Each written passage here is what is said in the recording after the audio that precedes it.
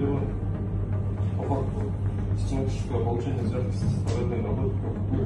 установлена причастность к организованной коррупционной схеме по незаконному получению денежных средств через гражданских лиц, то есть посредников,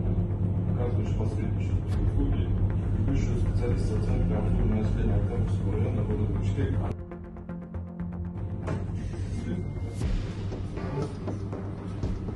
И сейчас поедем для